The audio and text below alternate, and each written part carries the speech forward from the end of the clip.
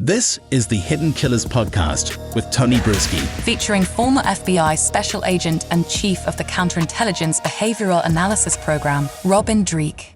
It's probably only a matter of time before Diddy sees the inside of a jail cell. That's at least the speculation that most of us are assuming, as federal authorities raided his two properties just the other week. Civil lawsuits, many of them abound. I had a chance to actually read through several of them this week, and oh my gosh, the allegations are very dark. We even have them here in the podcast if you want to consume them that way, if you do so choose.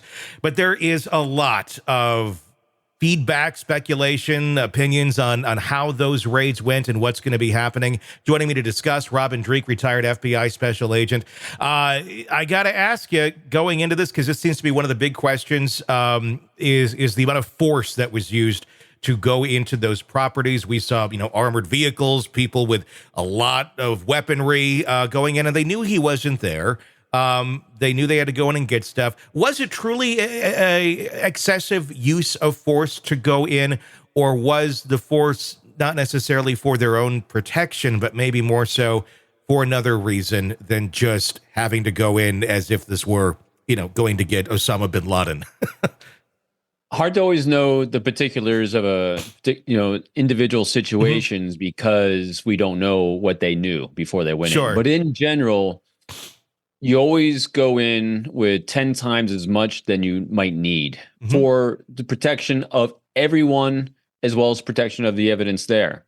And so if they had tips, if they had information, I know there's been guns involved in his life. And anytime you have firearms involved, anytime you have individuals where you don't know who's living in that house, you don't know what they have access to, there's so many unknowns that you're going to escalate the safety of the agents and officers going in as paramount. And then they're also going to be looking for particular things, because part of the search warrant is very detailed to what they can and can't take and who might be protecting it. And so you just don't know the level of, and I won't say force, the level of protection they're going to need as well. I mean, you don't know, because there's been allegations of drug use. You don't know if you're going to encounter someone that is high on something. There's just a lot of unknowns, and every time you have unknowns, you have to be extremely careful for safety and above all. Yeah, I mean, after reading the one of the civil law cases, the Rodney Jones one, and going through all that, I'm really not that surprised that they went in the way that they did. I mean, we are talking about people who seem to have a penchant for guns and enjoyed using them, and drugs, a lot of drugs on top of that. And if they feel like their world may be ending, and these are the kids of Diddy, it wouldn't be surprising if it turned into something much darker than it needed to be, into a standoff situation and whatnot. But obviously, they avoided that by going in the way that they did. And also, I think cascaded on top of that, Tony, is an element to really consider here is how many years have they spent living in a world of lawlessness? Yeah. Where the law and rules don't apply to them because they form their own cabal, their own, and we talked about cults last time, their own little cult of groupthink. And so you have a group of people not only that have become comfortable with violence, and well, not necessarily violence, who knows, but with guns in their lives, drugs in their lives, and also lawlessness in their lives. And so when you're trying to create order in an area with a lot of chaotic disorder, that's also why you're going to have those situations, because you don't know what's in the mindset of those people there.